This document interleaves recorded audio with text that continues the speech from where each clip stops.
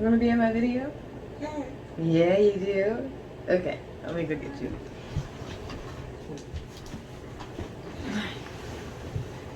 Yeah. Slaughter. Let go. Okay. We'll take that away from you. You in this? Yeah? You like this? Hi, my name is Ariel. Welcome back to my channel. Thank you guys so much for being with me. I got bags under my eyes because I don't know. I'm tired. But I didn't actually I don't always have bags under my eyes. Not that it matters. But for some reason I woke up early today. And I think it's because I was having like an epiphany or something.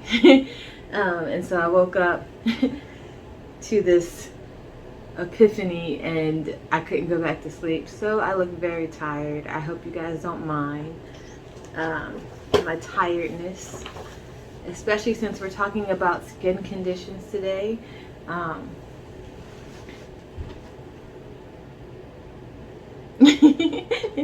As you can see, I'm a new mom, and so I forget things all the time. And but you know, I'm getting better at it. She's amazing. I love her with all my heart. And she's so great. Look at her. She's like, who are you talking to? We're talking to the viewers, Solana. We're talking to the viewers. And I have her in this 2 big pajamas, but it's okay because she's comfortable and warm, so that's all that matters. So today I wanted to talk about skin conditions, like eczema, like alopecia, things that happen topically. But one of the things that most people think of when they think about skin conditions is, what thing can I put on top of it so that it'll go away?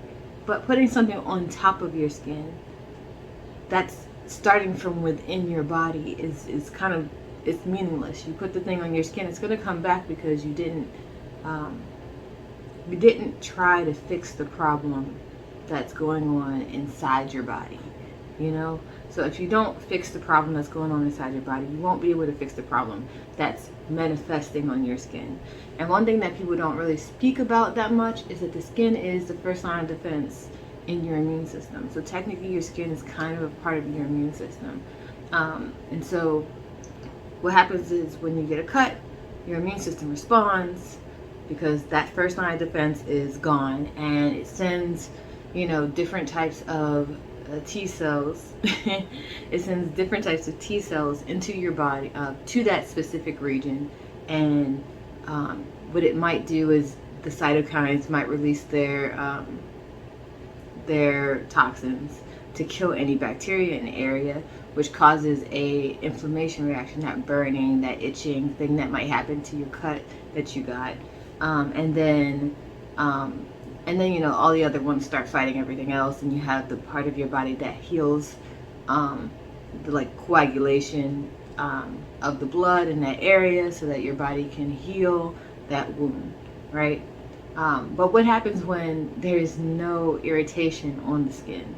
What happens when the body is just naturally doing those things to the skin and causing rashes? You know, there's no there's nothing that's actually on your skin that's causing a dermatological problem.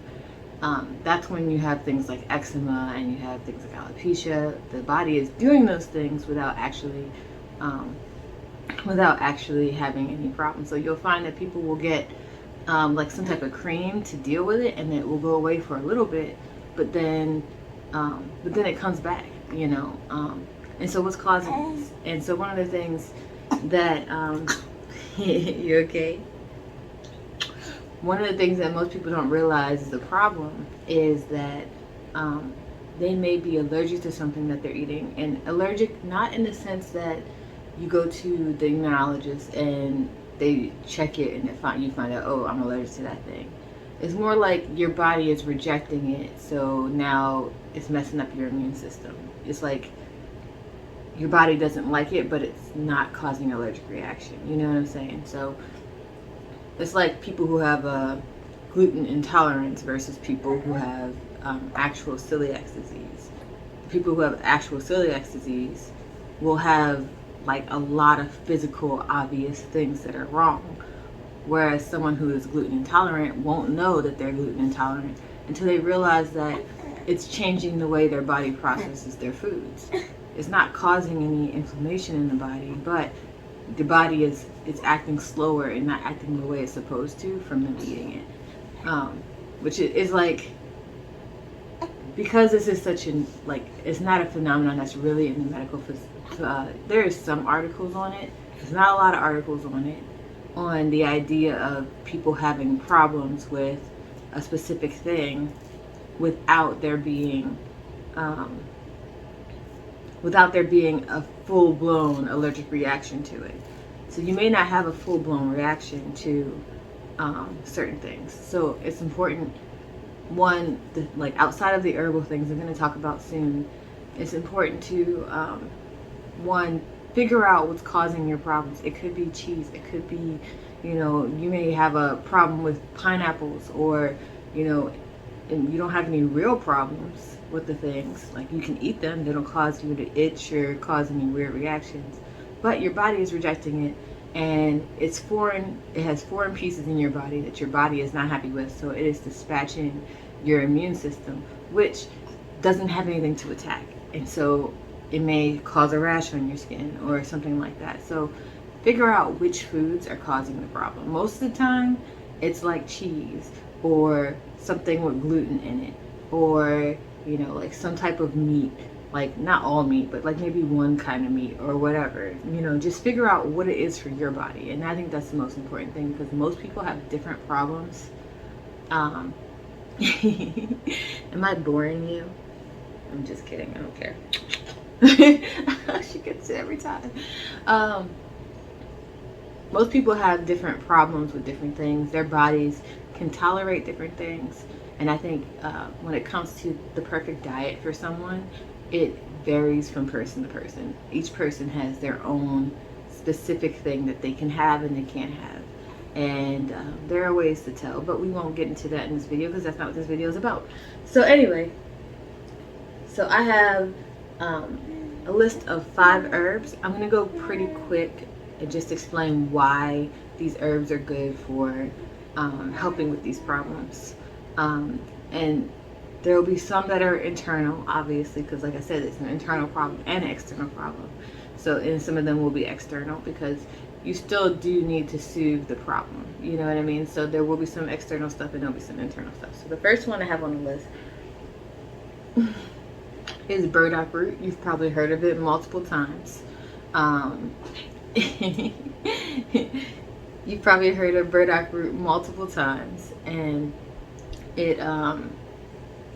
it's well known for kind of like really detoxing the body and encouraging digestion in the body. Because it is a bitter, it does help, what is the word, stimulate digestion in the body. So it's going to move everything down, but also it's going to take everything else along with it. It's going to take all the free radicals in the body, any toxic anything that's in your body. I mean, when people say toxins, typically they mean like free radicals. They mean like, you know, things that could potentially cause problems by binding to other molecules in your body. That's usually what they mean. People are like, what toxins? What toxins are you talking about? There are toxins in your body that just float around that don't get filtered out by the kidneys. And that's why we eat antioxidants. So, you know, most of the things you eat in your body do actually do something. You're not just eating for energy. There's multiple reasons you're getting nutrients from certain foods. If that was the case, we could eat mud all day and, you know, nothing, it wouldn't matter.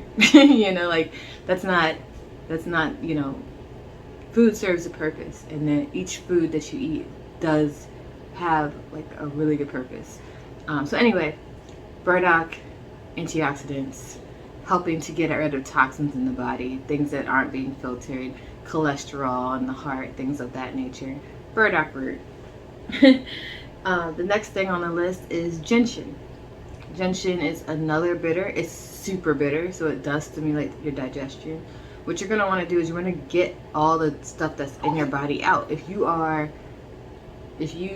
have like, you know, these, your body is reacting to food that you don't like, that not that you don't like, but the body doesn't like. The food is not the body. Oh my gosh, I'm sorry. The body is not happy with what's in your body, and so you do have to get it out.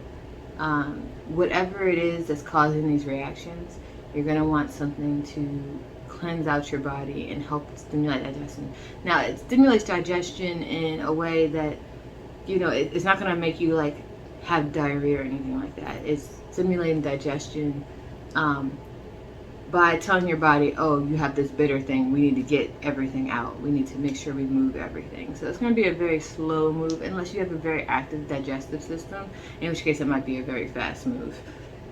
But ginseng is very bitter, so if if you want to use it, I like it. I like bitters. When you take digestive bitters, it does feel good to know that your body is going to digest everything the way it's meant to. The next one I have on my list is Rishi. I've always liked Rishi for balancing and modulating your immune system. And Rishi is a great immunomodulator. And since the problem is your body is having an immune response to, you know, some problematic thing that's going on in your body, you need something that's going to tone down the immune system and make the immune system realize, hey, I need to chill. So Rishi is a really good one for that. Helping to stimulate, you know, just a healthy immune response, not an unhealthy immune response. It's good at modulating it, but it's an adaptogen. So adaptogens are really good when it comes to stress response. When something is causing stress in the body, it helps to lessen the stress response the next time. But Rishi specifically has an immunomodulating property. It helps to keep things in order and keep them balanced. So that's why I like adding Rishi to this. Okay, so now for the external stuff. I think I'm going pretty fast. I'm very proud of myself. It's the new mom thing, I think. For external, we have calendula. You can add it to like sunflower oil or grapeseed oil. Grapeseed oil has vitamin E in it. But if you don't want anything too oily, then I would go with like something like sunflower oil or something like lighter. Sweet almond oil is a little bit light too. It's a little greasy, but it's not too greasy. But calendula, you can let it infuse by either doing a double boiling method, or you can let it sit for 2 months, which is actually my preferred method of making oils. It takes a lot longer, but there's no heat involved, which is one of the things I like because it's naturally infusing into the oil, but it takes a lot longer. You know, sometimes the things that take a lot longer are they just have a little bit more care in them, you know what I mean? So, but you can do that, and then you would put it on your skin. You can also mix it with other herbs too, like this next herb, which is Comfrey. And Comfrey is also very good for the skin. I mean, you've probably heard of calendula before, so I kind of skipped a little bit fast. But calendula is known for its ability to heal the skin and to the ability to like just increase moisture. It's like a well-known skin healing plant. It's a sun herb, so a lot of sun herbs tend to heal the skin. They're very wound healing, but it's not just like wounds. It can help heal eczema. It can help heal any other topical problem because, you know, it's known for that. Unfortunately, it doesn't really heal it, but it does make it go away. It even helps with discoloration, bruises, stuff like that. Comfrey is also something that's good for helping with bruises, discoloration, rashes. And when you have, you know, eczema or even alopecia, you are going to have some discoloration. So you're going to want stuff that is going to help balance out the complexion. You're going to want it to get rid of any weird bumps and things like that. And you also, you know, you're going to want it to moisturize the skin because after all that stuff goes down, you're going to be left with like this crusty, dry skin. So that's why it's really great to mix those with oils and then put the oils on, like, you know, put the oils in there. Now you also have the option of making a poultice, which is a lot faster. And that just involves adding water, a small amount of water, and crushing the herbs. Especially if you have fresh herbs, fresh marigolds or fresh comfrey, crushing the herbs and then putting it on your skin, which is also very helpful. Another honorable mention, plantain that's outside, not the kind that you eat. That one is also helpful. Things that have like mucilaginous, like especially like when you open a dandelion, they have a lot of like mucilage on it. You know, you can use those things to help nourish the skin and heal the skin. Those are actually very helpful for those things.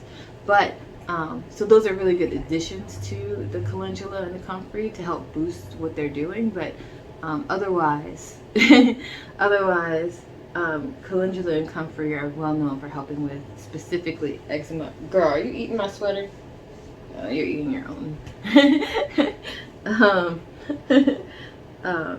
Sorry, they're very good with helping with oh my baby, with eczema and alopecia and things. And you can put them in your hair. You can put them on your skin, and they also stimulate hair growth on your head. So you know, when you have a healthy scalp, then the hair will grow. You know, obviously. So anyway, those are the herbs that I think are very important for helping with skin conditions. Not necessarily beautifying skin conditions. I mean, they could help.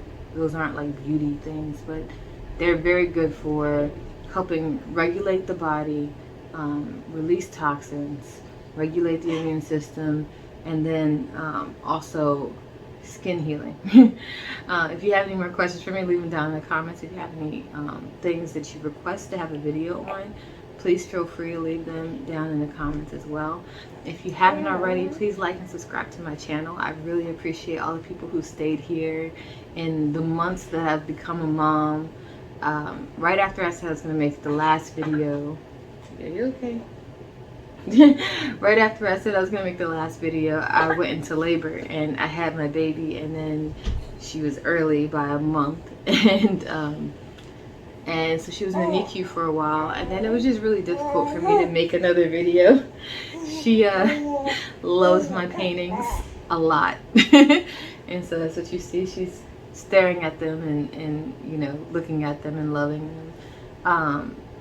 But I really appreciate everyone who stayed here with me on my channel and waited for the next video. She'll probably be in more videos because it's just me and her all the time now. So thank you guys again for joining me on my channel. Like and subscribe when you get the chance, and I really appreciate everything you guys have been to me. Have a great day. Bye.